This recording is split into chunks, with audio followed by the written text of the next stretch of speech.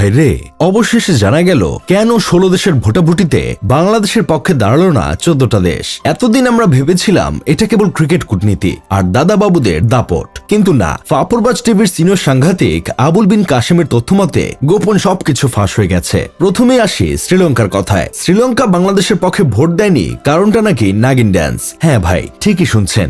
একসময় বাংলাদেশ শ্রীলঙ্কাকে নাগিন ড্যান্স দেখিয়েছিল। এরপর থেকে নাকি দ্বীপদেশটায় সাপের সংখ্যা হু হু করে বাড়তে থাকে। অবস্থা এমন দাঁড়ায়, কে মাইয়া মানুষ আর কে ইচ্ছাধারী নাগিন, এই পার্থক্য করাই দায়। সেডা ভাঙ্গা রিপোর্টে জানা যায় অনেক পরিবার বিয়ে করে বউ ঘরে তুলেছে, আর বাসর ঘরে ঢুকে দেখে বিছানায় একখানা সাপ শুয়ে আছে। এই মানসিক ট্রমা কি আর সহজে ভোলা যায়? তার উপর সাকিব আল হাসান যে অ্যাঞ্জেলো ম্যাথিউসকে টাইম আউট করে দিয়েছিল, সেই ক্ষত নাকি আজও শ্রীলঙ্কাবাসী ভুলে নাই। তাই তারা বাংলাদেশের পক্ষে ভোট দেয়নি। এরপর আফগানিস্তান কেন বাংলাদেশের বিপক্ষে গেল, এই প্রশ্নের উত্তর আরো ভয়ঙ্কর। ভোটাভুটির ঠিক 1 ঘন্টা আগে ভারতের দাদা বাবুরা ফোন করে সাফ জানিয়ে দেয়, বাংলাদেশের পক্ষে ভোট দিলে আর চাটতে দিব না। আফগানিস্তান তো আবার দাদাদের নীল চাকরি না দিলে শান্তি পায় না। দাদাদের ছত্রছায়া, সুযোগ সুবিধা, আইপিএল স্বপ্ন, সবকিছুর লোভ সামলে বাংলাদেশের পক্ষে ভোট দেওয়া সম্ভব না। তাই বাধ্য হয়ে তারা বাংলাদেশের বিপক্ষে ভোট দিয়েছে।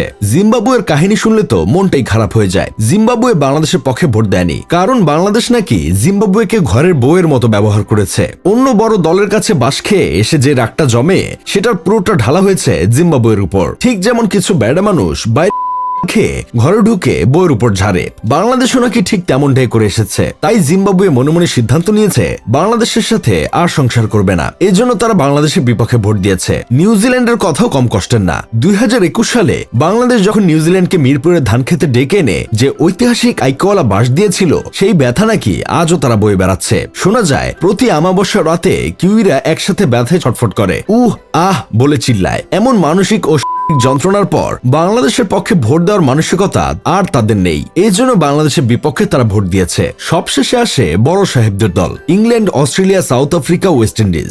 এরা বাংলাদেশের পক্ষে ভোট দেয়নি, তার কারণ একটাই, আইপিএল। ভোটাভুটির আগেই নাকি ফোন গেছে, তোরা যদি একটাও বাংলাদেশের পক্ষে ভোট দিস, তাহলে সব কয়টাকে আইপিএল থেকে বের করে দিব। আইপিএল খেলতে না পারলে তাদের রুটি রুজি বন্ধ হয়ে যাবে। বউ পোলাপান নিয়ে না খেয়ে পটল তুলতে হবে। তাই বউ পোলাপানের মুখের দিকে তাকিয়ে তারা বাংলাদেশের পক্ষে ভোট দেয়নি। সব মিলে বোঝাই যাচ্ছে এটা কোনো সাধারণ ভোটাভুটি না, এটা অপমান, অতীতের ক্ষত, নাগিন ড্যান্স, টাইম আউট, ধান ক্ষেতের বাস আর আইপিএল এর ভয়, সবকিছুর এক জগা খিচুড়ি। এইসব দেখে আমার বন্ধু কেরামত বলতেছে, বাংলাদেশ বিশ্বকাপ খেলবে না, এটা এক হিসেবে ভালোই হয়েছে। কারণ বাংলাদেশের খেলা দেখা মানে শুধু শুধু হার্টের উপর চাপ সৃষ্টি করা। দিন শেষে দেখা যেত ওরা বিশ্বকাপে গিয়ে জিতা ম্যাচ 2-3 রানে হেরে যেত, আর এইদিকে দর্শকরা হার্ট অ্যাটাক করত। তার চেয়ে ভালো বাংলাদেশি প্লেয়াররা 1 মাস বৌদের সময় দিক, বংশের বাতি জ্বালাক, আমাদের হার্টটাও একটু বিশ্রাম নিক।